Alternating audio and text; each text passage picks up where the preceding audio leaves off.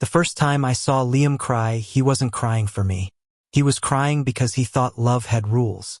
And I was the idiot who taught him how to break them. It started with a favor that should have been simple.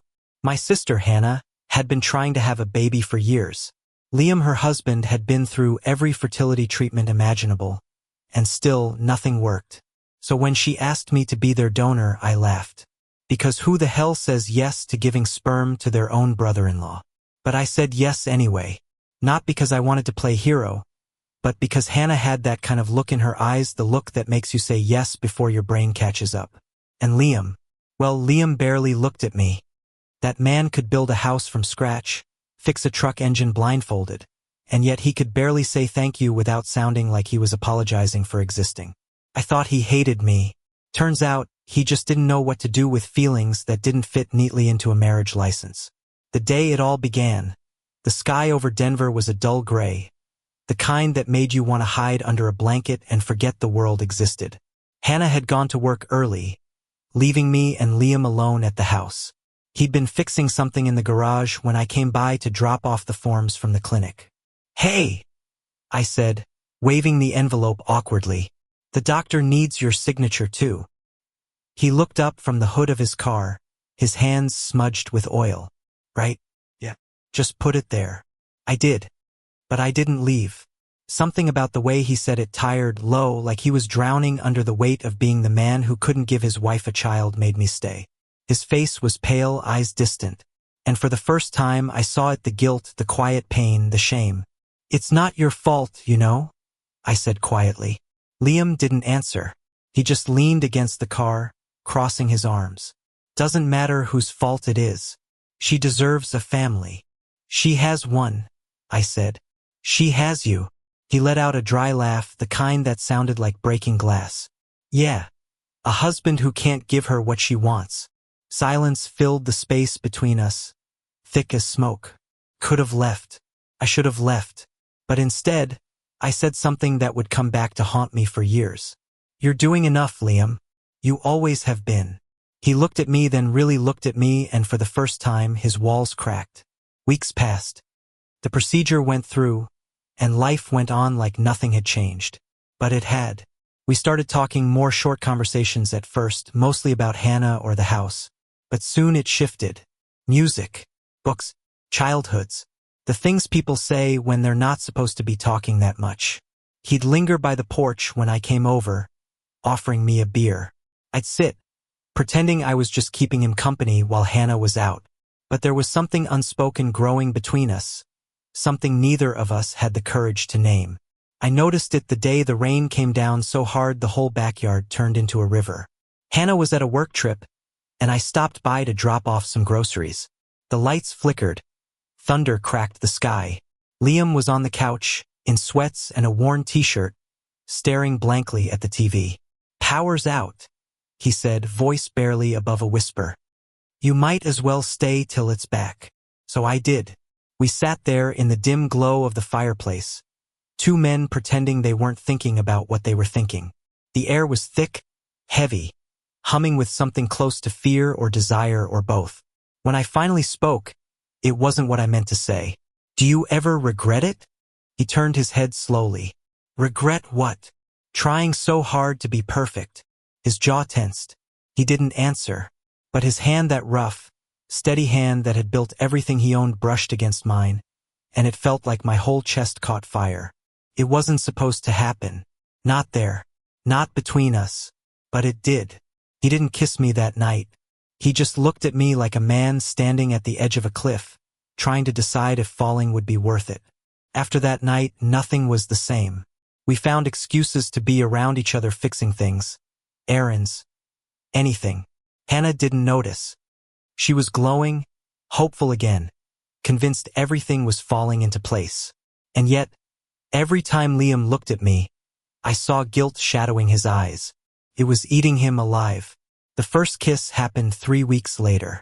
It was late. I had stopped by again to drop off some baby books Hannah ordered. She had fallen asleep upstairs. Liam was in the kitchen washing dishes. The sound of running water filled the silence. When he turned around, his eyes met mine, and for the first time, neither of us looked away. I can't keep doing this, he whispered. Doing what? Pretending you're just her brother. The next second, he was kissing me, desperate, rough, trembling. I didn't resist. Maybe I should have. Maybe I should have thought of Hannah, of what this meant, of the fire we were starting. But in that moment, none of it mattered. It wasn't about lust. It wasn't even about right or wrong. It was about two people finding the one thing they weren't supposed to have and realizing they couldn't live without it. When we pulled apart, I was shaking. This can't happen again, he said, his voice breaking. But it did. It happened again and again, until the lies became a second skin. By the time Hannah got pregnant, I should have felt happy. I should have been proud. Instead, I felt hollow, because I knew the baby wasn't the only secret in that house. Liam barely slept. I barely ate. We were falling apart under the weight of something we couldn't name out loud. One night, I found him sitting alone in the nursery they were painting. His hands were covered in white paint, his face buried in them. I don't know who I am anymore, he whispered. I kneeled beside him. You're still you, Liam. He shook his head. No, I'm a man who fell in love with his wife's brother. I reached for his hand. And I'm the idiot who let it happen. We sat there, our fingers barely touching, surrounded by tiny painted stars on the wall, symbols of a future built on lies. And still, even in that brokenness, I loved him. Loved him like it was the last thing keeping me alive. When the baby was born, everything changed. Hannah cried when she held her son for the first time, our son, though she never knew. Liam looked at me across the room, his eyes filled with everything we couldn't say. That night I left Denver. No goodbye, no explanation, just silence. Because sometimes, love isn't about staying. It's about knowing when you've already destroyed enough. The bus pulled out of Denver at midnight. I didn't look back.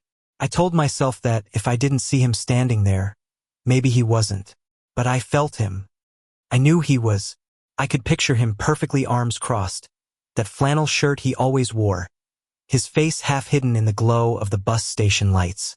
The same man who once said he didn't believe in fate, now watching me disappear because neither of us was brave enough to fight it. The silence inside the bus was deafening. I stared out the window, the lights blurring into streaks of gold and white, thinking about the life I'd just thrown away, my sister, the baby, the man I wasn't supposed to love. Every mile that passed felt like a sin. For the first few weeks, I stayed in a small town in Oregon, renting a room above a diner that smelled like burnt coffee and rain.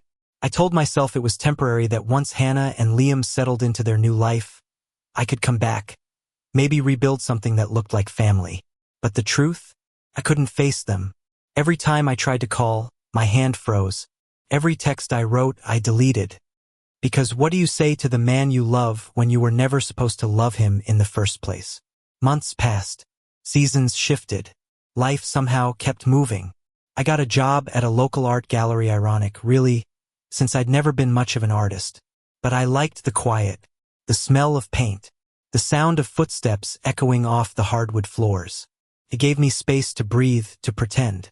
One night, I was closing up when my phone buzzed. A message from Hannah. He's been asking about you. Please call. My chest tightened.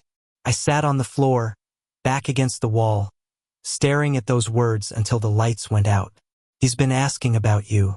I hadn't heard his name in 6 months. And just like that, all the distance I'd built came crashing down. When I finally gathered the courage to call, it was past midnight. Hannah picked up on the second ring. Ethan? Her voice trembled. Hey, Han, I said softly. You okay? There was a pause. A long one. He's not, she whispered. He's not okay. My stomach dropped. What happened? He's distant. He barely sleeps. Sometimes he just disappears into the garage for hours. I thought it was the baby keeping him up, but it's not. It's something else. She hesitated. Ethan, he keeps staring at the nursery, like he's waiting for someone who's not there. Her words cut through me like glass. I swallowed hard. Maybe he just needs time. I don't think it's just time, Ethan. She took a shaky breath. He talks about you in his sleep. The line went silent. I pressed my forehead against my knee, trying to hold back the wave of guilt crashing through me. Han. But she interrupted me. I'm not stupid, Ethan. I know something happened between you two. My heart stopped. How long have you known? I whispered. I didn't. Not really. But I felt it. The way he looked at you. The way you avoided each other at dinner. I told myself it was my imagination. Her voice broke. God. I wish it had been. The air between us was heavy, the kind of silence that can't be undone. Hannah? I started. I never meant to hurt you. She laughed softly, bitterly. I know you didn't. But you did anyway. I didn't sleep that night. I sat by the window of my tiny apartment, watching the rain blur the streetlights, and for the first time, I let myself cry. Because it wasn't just love that ruined us, it was the silence that came after. A week later, Hannah called again. He left, she said, took the truck and disappeared. I froze. When? 2 days ago. Did he say anything? Just a note on the kitchen table. Said he needed to clear his head. I didn't even think. I packed a bag, quit my job, and drove east. Every mile felt heavier, like I was chasing the ghost of a man I'd already lost. When I finally found him, it was at the edge of a lake near Boulder, the same one we used to fish at when we were kids. His truck was parked by the water, headlights off, moonlight spilling across the hood. He was sitting on the dock, beer in hand, staring at the reflection of the stars. When he heard my footsteps, he didn't turn around. Took you long enough, he said quietly. I stopped a few feet behind him. You knew I'd come? He took a sip from the bottle, his voice flat. I was hoping you wouldn't. Then why are you here? He finally looked back at me, and I saw it, the exhaustion, the guilt, the love he was still too afraid to name. Because I can't be there anymore, he said. Every time I look at that house, I see you. I swallowed. And the baby? He laughed bitterly. He's the only thing keeping me from walking away completely. But even that's getting harder. He set the bottle down, staring out over the water again. I don't know how to live with this, Ethan. I don't know how to stop loving you. I sat beside him, the wood cold beneath us. Maybe you don't have to. He turned his head sharply. Don't say that. You know what that means. I do. I met his gaze. But I also know that pretending hasn't worked either. For a long time, neither of us spoke. The night was still except for the sound of the lake and the quiet ache of everything we'd lost. Finally, he whispered, What are we supposed to do now? I took a breath. Maybe start by not running anymore. He looked at me for a long time, and then, slowly, he reached out, fingers trembling, and took my hand. It wasn't a promise. It wasn't forgiveness. But it was something. The weeks that followed were a strange kind of limbo. We rented a small cabin near the lake, not as lovers. Not yet, but as two people trying to remember how to breathe. He called Hannah once, told her he was safe. She didn't ask where he was. Sometimes I'd wake up to find him sitting outside, watching the sunrise like he was trying to find redemption in the light. One morning, I joined him, handing him a cup of coffee. He smiled faintly. You always make it too strong. You always drink it anyway. He chuckled, then went quiet. I dreamt about the baby last night. What about him? He was older, running, laughing. He looked happy. He paused. You were there. My chest tightened. Maybe that's a good sign. Or maybe it's just a cruel one. We sat there in silence again, the morning breeze carrying the smell of pine and something bittersweet. Do you ever think, he said finally, that maybe we were supposed to find each other, just not like this? I looked at him. Yeah, all the time. He sighed. I wish I could hate you. It would make everything easier. I smiled sadly. You wouldn't be you if you did. He looked at me, eyes soft, and whispered, That's the problem. A month later, Hannah showed up. I'll never forget the sound of her car pulling up, the crunch of gravel, the sudden silence that followed. Liam froze. I stood by the window, heart pounding. She stepped out slowly, holding the baby in her arms. When she saw us, her face was unreadable, not anger, not relief, just the quiet exhaustion of someone who'd run out of tears. "Hi," she said simply. "Hi," I managed. She looked at Liam. "You look better." He nodded. "I'm trying." She shifted the baby in her arms. "He misses you." Liam's eyes softened. "I miss him too." She stepped closer, placing the baby in his arms. The sight broke something in me, this man holding the child that tied us all together. The living proof of everything right and wrong about our love. For a while, no one spoke.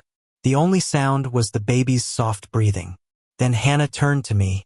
"You should come back." I blinked. "What?" "Not to me," she said, her voice calm but trembling. "To him. To the baby. To family. Whatever this is, I can't keep pretending it didn't happen. But I also can't hate either of you anymore." Tears stung my eyes. "Hannah, I don't," she cut me off. "You both broke me. But maybe that doesn't mean you don't deserve a chance to make it right." Then she smiled, small, fragile, real.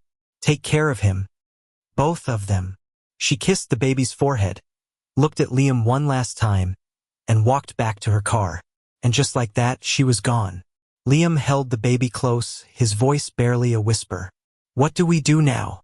I reached out, brushing the baby's tiny hand. "We start over," I said. "Together." 2 years later, the cabin looked different. Brighter. Fuller. There were toys scattered across the porch now. A pair of tiny rain boots by the door, and laughter echoing through the trees, the kind of laughter that could only come from a child who didn't know what broken meant. Liam was sitting by the lake, tossing pebbles into the water with our son, Noah. The boy had his eyes that deep, steady blue that could calm a storm. Every time Noah laughed, Liam's whole face lit up like he was seeing the world for the first time. I stood by the window, coffee in hand, watching them. The scene was so simple, so painfully beautiful, it almost didn't feel real. When Liam noticed me watching, he smiled. "You gonna stare all day or come help us build this fort?" I grinned. "Depends. Is the fort child-safe or one of your usual, structurally questionable masterpieces?" He threw a pebble in my direction. "Get over here, smartass." I joined them on the grass, the sun warm on my face, and for a moment, everything, the guilt, the shame, the years we lost faded into nothing.